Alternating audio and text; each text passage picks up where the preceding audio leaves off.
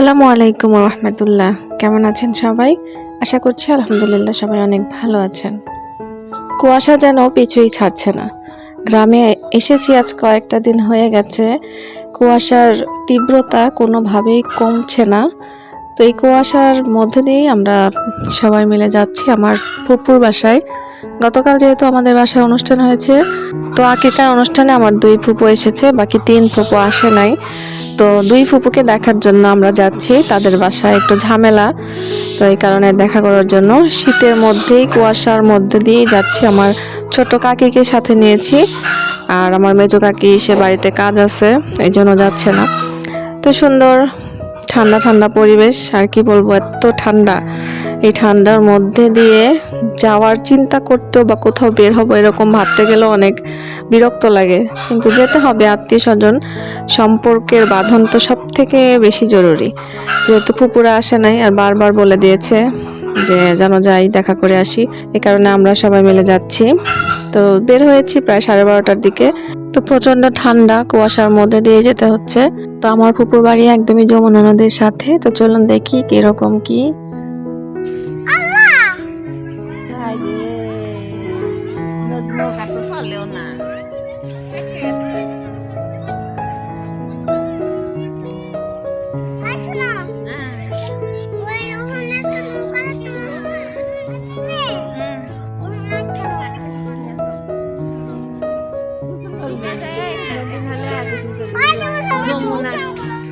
এটাই যমুনা নদী। কি কলা যমুনার ডুব দিলাম, ওই বাড়িতে কিছু তো তেমন নাই যে যাবো যায়। তো এটাই হচ্ছে যমুনা নদী। আর এই নদীতেই যখন পানি থাকে, একদম যখন ভরপুর পানি, তখন আশেপাশের ঘরবাড়ি সবই কিন্তু ডুবে যায়। আমার পুকুর বাড়িও ডুবে যায়।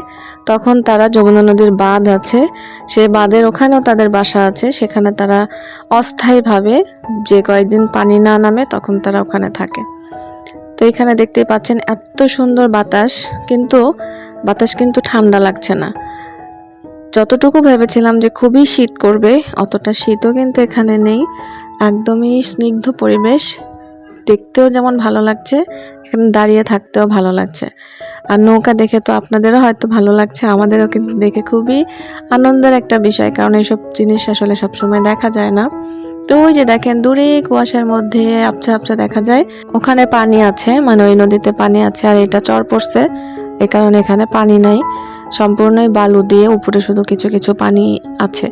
তো এখানে দেখতেই পেলেন যে একটা নৌকা কিন্তু আটকে গেছে। তো এখানে মানুষ গোসল করে, আর নদী এলাকার মানুষের কিন্তু প্রচুর এনার্জি, সবাই এই নদীর পানিতেই গোসল করছে। পানিও মনে হচ্ছে অনেক ঠান্ডা, তবে বাড়িতে যতটুকু ঠান্ডা ভেবেছিলাম, এখানে আসার পরে অতটা কিন্তু শীত লাগছে না। আর কুয়াশা তো আছেই, কুয়াশার কথা আর কি বলবো।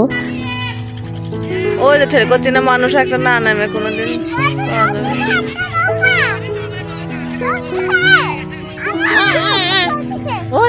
ওই দেখো নৌকা চলতেছে চলতেছে।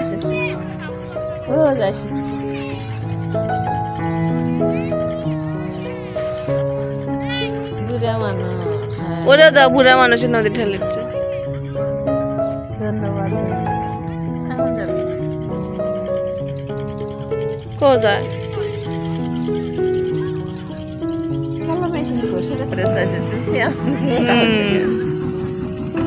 সবাইকে হেদায়েত প্রাপ্ত হয়, সবাইকে হেদায়েত দিবেন।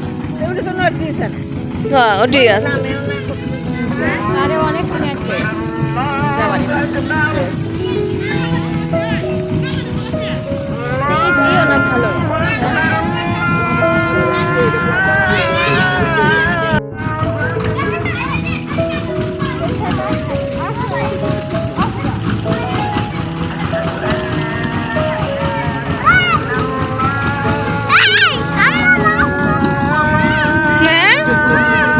মাছ দেখছো কি সুন্দর পানি, নৌকা।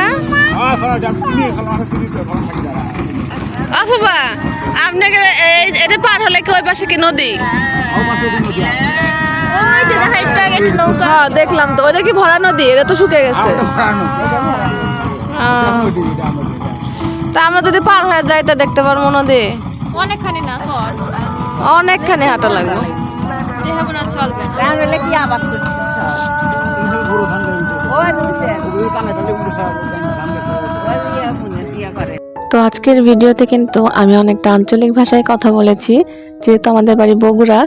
বগুড়ার আঞ্চলিক ভাষায় কিন্তু অনেকটাই কথা বলা হয়ে গেছে। আপনারা হয়তো শুনে হাসতেও পারেন, তো কেউ কিছু মনে করবেন না প্লিজ। তো গ্রামে আসলে কিন্তু এরকমই হয়, সবার সাথে কথা বলতে গেলে আঞ্চলিক ভাষাটা চলেই আসে।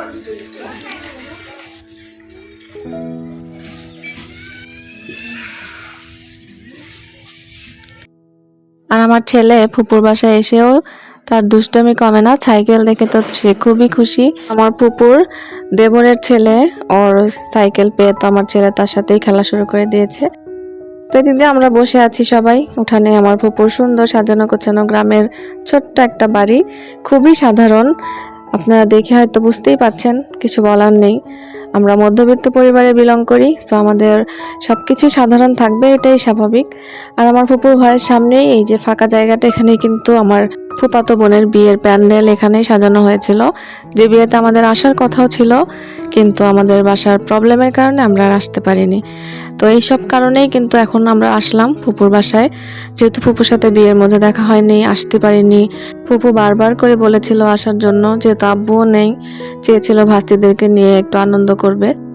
তো যেহেতু হয়নি, আল্লাহ রিজিকে রাখেনি, তো এখন আর আশা মিস করলাম না, সবাই মিলে চলে এসেছি। আর এই দুইটা আমার ফুপুরি গরু, আর এদিকের গরুগুলো মাশাল্লাহ স্বাস্থ্যবান। সবাই খুবই ছোট মোটো পরিবারে থাকে, সবার ঘরবাড়ি অগোছালো।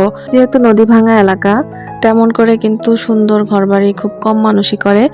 তারপরেও এখন নদী কিন্তু কম ভাঙে, যার কারণে দু একটা পাকা বাড়িও দেখা যায়। তবে বেশিরভাগ মানুষের ঘরবাড়ি কিন্তু টিনের, একমাত্র নদীর কারণে। টাকা পয়সা থাকলেও এখানে তেমন করে কেউ ঘরবাড়ি করে না। তো এই যে দেখতে পাচ্ছেন সেই নৌকা, আমি কিন্তু আবারও চলে এসেছি। তখন দেখেছিলাম যে একটা নৌকা এসেছে, তো তারপরে কি হয়েছে আর দেখিনি, তো ওই জন্য দেখতে আসলাম। তো ওই নৌকাটা হয়তো বা কোনো কিছু করে তাদেরকে সাহায্য করলো। আর এখানকার বাচ্চাদেরকে দেখেন, খালি গায়ে সবাই দৌড়, সবাই নদীতে গোসল করবে। তো কি বলবো, ছোটবেলায় এইরকম আনন্দ কিন্তু আমরাও হয়তো করেছি। গ্রামে যখন আসতাম তখন দৌড়াদৌড়ি করতাম, কখন নদীতে গিয়ে গোসল করব। তো আমাদের বাচ্চারা কিন্তু এগুলো পারেও না, বুঝেও না। ওরা এই আনন্দটাই কিভাবে করতে হয়, কিভাবে এটার মধ্যে একটা অন্যরকম শান্তি পাওয়া যায়, সেটা কিন্তু ওরা বুঝে না। তো আমার দুই ছেলে মেয়ে কিন্তু সত্যিই অনেক খুশি। আর আমার ফুপুর বাসার চারপাশে এত ভালো লাগছে, যদিও খুবই সিম্পল, তারপরেও ভালো লাগছে।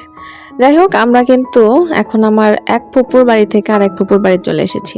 আমার এই দুই ফুপুর বাড়ি নদী এলাকায়, আর দুজনই নদী ভাঙা এলাকার মধ্যেই তাদের এখন বর্তমানে বসত ভিটা। তো এখন কিন্তু নদী আগের মতো ভাঙে না, আমি একটু আগেও বলেছি। যার কারণে দুই ফুপুর বাড়ি কাছাকাছি হওয়াতে বনে বনে দেখা হয়, আর আমাদের আসতেও সুবিধা হলো। আমরা আসলাম, দুই ফুপুকেই দেখে যাচ্ছি। আর এই ফুপুর বাড়িতে তেমন কেউই নেই, আমার ফুফাতো ভাই বোন তারা সবাই বগুড়া শহরে বাসা নিয়ে থাকে। তো এই ফুপুরও দেখেন জায়গা জমি মাশাআল্লাহ অনেক আছে। এগুলো সবই কিন্তু তারা নিজেরাই ফসল করে, নিজেরাই আবাদ ফসল করে। তাদের ভাগ্য শরিক সবাইকে নিয়ে তারা একসাথে থাকে। আর যখন বর্ষাকাল হয় তখন একটু সমস্যা, পানি ওঠে। তো 2 বছর ধরে নাকি আর নদী সেরকম ভাবে ভাঙে না, যার কারণে তারাও অতটা রিস্কের মধ্যে নাই। তো ভিডিও দেখতে দেখতে যারা এই পর্যায়ে চলে এসেছেন অবশ্যই একটা লাইক দিয়ে দিবেন। আশা করছি আপনাদের সবার আমার ভিডিও মোটামুটি ভালোই লাগে। জানি না কেমন লাগে, আপনাদের এক একটা কমেন্ট দেখলে, এক একটা লাইক দেখলে সত্যিই মনটার মধ্যে অনেকটা শান্তি লাগে। তখন মনে হয় যে হ্যাঁ, ভিডিওটা আর একটু কন্টিনিউ করি। তো অন্য দিনের তুলনায় আজকের ভিডিওটা কিন্তু আমার মোটামুটি একটু বড়ই হয়ে গেছে। আমি চাই যে আমার ছোট ভিডিওগুলো হলেও আপনাদের সময় একটু বাঁচিয়ে আমার ভিডিওটা যদি আপনাদের একটু চোখে পড়ে, যার কারণে কিন্তু আমি অত লং ভিডিও বানাই না। তো আজকেরটা একটু বড় হয়ে গেছে। এটা আমার সেজ ফুপুর বাসা, আর যেখানে গিয়েছিলাম সেটা আমার সেজ ফুপুর পরের যে বোন, মানে 4 নাম্বার বোনের বাড়ি। তো আমার ছোট ফুপুর বাড়ি বগুড়া শহরে, সেখানেও যাব। তো আমার ফুপুদের বাসা বাড়ি দেখে আপনাদের কেমন লাগলো কমেন্ট করে জানাতে কিন্তু ভুলবেন না। আর আমার চাচাতো ভাই, ছোট চাচি, আমরা এই কয়েকজন মিলেই কিন্তু এসেছি আমার ফুপুদের বাসায়। অনেকদিন পর আত্মীয় স্বজনের সঙ্গে দেখা হলে সত্যিই মনটা অনেক ভালো লাগে। আত্মীয়তার সম্পর্ক সত্যি যেমন পবিত্র, এটার মধ্যে অনেক মায়া থাকে। আর এই যে আমরা এখন এই পুরো মাঠ পেরিয়ে তারপরে যাব রাস্তায়, মানে এখন কিন্তু এখানে কোনো রাস্তা নেই। আমি শুধু চিন্তা করছি যে আমরা এই পুরা মাঠ পার হয়ে তারপরে কিন্তু যাব রাস্তায়। যারা এভাবে কন্টিনিউ চলাচল করে এই এলাকাটার মধ্যে, তারা কিভাবে চলে, তাদের কত এনার্জি। ওই রাস্তা থেকে এতটুকু হেঁটে হেঁটে তারা বাড়িতে আসে, তারা বাজার ঘাট কিভাবে করে, তারা তাদের জনজীবন কিভাবে অতিক্রম করে, আমি এটাই মানে মাথায় কাজ করে না। বাপরে বাপ, অনেকখানি হাঁটা লাগছে, দেখতেই পাচ্ছেন। এই যে আবার টিলার মতো উপরে কিন্তু আমাদেরকে উঠতে হবে। আমি তো পুরো হাঁপায়ে গেছি। আর দূরে আমার ফুপু কিন্তু দাঁড়িয়ে থেকে কান্না করতেছে, আমাদেরকে দেখে কি পরিমাণ যে কান্না করছে। আব্বুর কথা মনে হয়েছে, আমার ছেলেকে দেখে তো তারা ভাই ভাই করে একদম চোখের পানি কেউ আটকে রাখতে পারেনি। এক ভাই নাই, আরেক ভাইকে পেয়ে তারা অনেক খুশি। তো ওই যে দূরে আমার ফুপু কিন্তু এখনো দাঁড়িয়ে আছে। আমরা যতক্ষণ এই রাস্তায় ছিলাম ততক্ষণ আমার ফুপু যতক্ষণ আমাদের দেখা গেছে উনি ওইখানেই দাঁড়িয়েছিল। যাই হোক, আজকের ভিডিওটা কেমন লাগলো আপনাদের সবার কমেন্টের অপেক্ষায় রইলাম। ভালো থাকবেন সবাই, বিদায় নিচ্ছি, আল্লাহ হাফেজ।